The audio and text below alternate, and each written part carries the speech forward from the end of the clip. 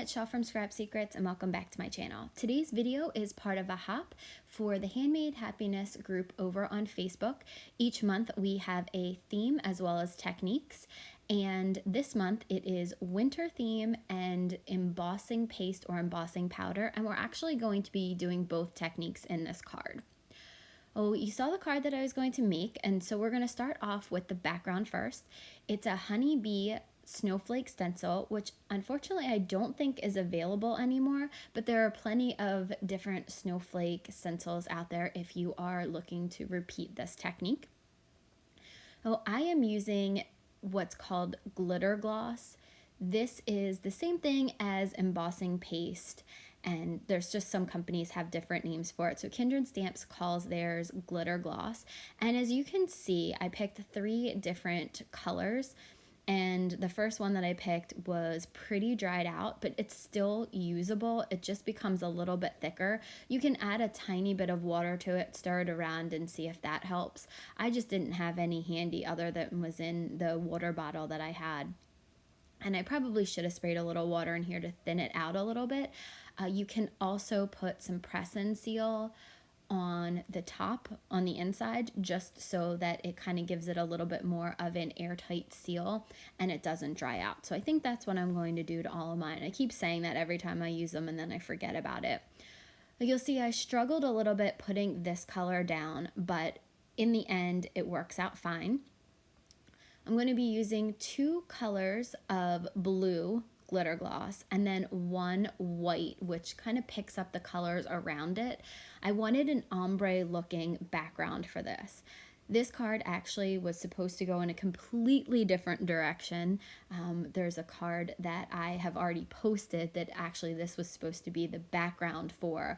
So happy accidents, I had lost my mojo and I started on this background and ended up with 2 cards. I thought I wasn't going to be productive at all and ended up with 2 cards. So pretty happy with the way that works.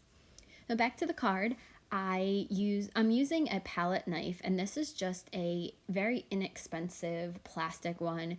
You can use a plastic knife from, the cutlery sets that you get from any grocery store.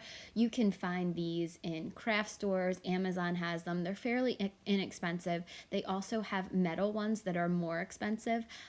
I don't use embossing paste all that often, so I'm just using the disposable ones. You can reuse these ones. I tend to wash mine off and then throw them back in a bucket in one of my carts. So I do reuse them. So you can see now I'm pulling that top color into a little bit of that lighter color, and then I'm going to wipe off my palette knife. You could put the embossing paste or the glitter gloss, whatever you want to call it, back into the jar. Once I've mixed the 2 colors, I try not to do that. So now we're going to move on to the 3rd color of Kindred Glitter Gloss, and this one's the white, and we're just going to finish it off. And this was the creamiest one out of all of them. This is kind of what they should look like, and it should spread on like butter or icing. It is it should be very, very easy to use when you first get your pastes. So don't be like me and make sure that you seal it very tight. And if you really want to make sure that it doesn't dry out, use something like a press and seal on the inside of it so that your glitter gloss or your embossing paste won't look like mine. I'm going to put this aside to dry now after I smooth everything out. I tried to do the best that I could. The top was still a little bit lumpier when I take the stencil off. You want to make sure that you wash your stencils and any utensils that you use off very quickly after you're done, because you don't want the embossing paste or glitter gloss to dry on the stencil because it will be hard to get off of there. So the next thing we're going to do is emboss the sentiment, and I am prepping the vellum that I'm going to use with some light kaolin mask, or clay mask, I think that's what it's called. It is the powder that I use. I got it off of Amazon. I got like 10 lifetime supplies on it. It came in a bag. I put a little bit into a container. I use that makeup brush, and I have gotten great results with embossing lately. So I am going to be using the MFT stamp set called Snowflakes a snowfall of blessings, sorry. And one of the sentiments from that, I'm going to very lightly press on this. It looks like I am putting a lot of pressure on, but I'm really not. When you emboss on anything, whether it's vellum, paper, you want to make sure you don't press down too hard because it'll splay the letters out. And then that's when you get that very chunky embossing look. So we're going to be using a Martha Stewart embossing powder, and this one is so old. Like most of my embossing powders, this one I got from Michael's when they carried the Martha Stewart brand, so that's how long ago it was. And this is just a blue glitter. I went through all of my embossing powders and found that this is the one that matched the background the best.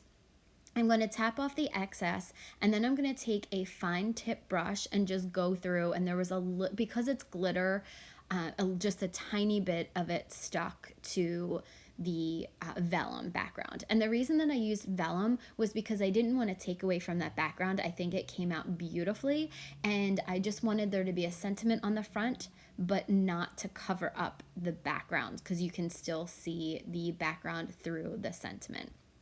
I'm going to heat it up with my Wagner heat tool, and I am using it on the second level. I was debating about using the first level, but I didn't think that it would heat the embossing powder enough. But if you notice, I'm not standing over one spot of the vellum for very long, because you can start to warp the vellum. The vellum is so thin that it will warp very quickly, and it's hard to tell when this is actually heat embossed because of the glitter. It does become a little bit shinier, like you can see that there. And then I'm going to heat it from the back just so to minimize the warping. And after I've kind of put that to the side, let it cool down a little bit, we are going to be attaching it to the front of the card panel for the card. So I'm going to be using some Honeybee Bee Creative glue to put that all together. And like you just saw there, I was just running my fingers over it just to make sure everything embossed. Giving it a second to cool down, trying to figure out where I wanted it to go.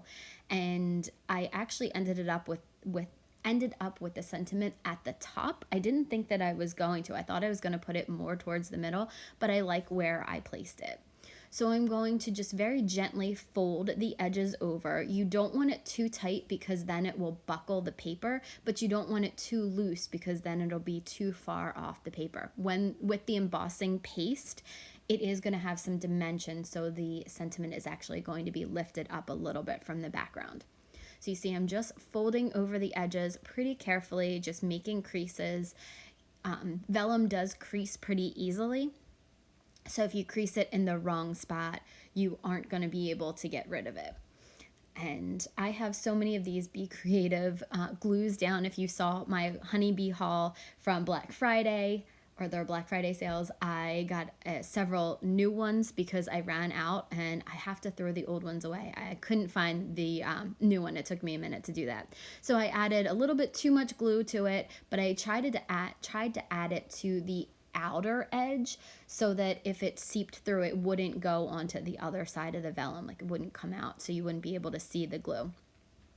So the card front is done. I think it's very simple and plain.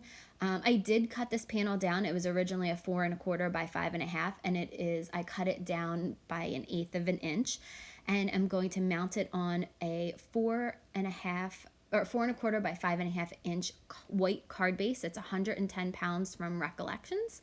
I'm going to use that same Be Creative Honeybee glue to add glue all to the back of it and to stick it down to the card base. So that's the card for today. I hope that you guys enjoyed this video. I hope that you were enjoying hopping along. Make sure that you click on the more information section so you can see the entire lineup of everybody so you don't miss any creativity. And if you haven't subscribed, hit that subscribe button, like and comment, and I will see you guys again real soon for another video.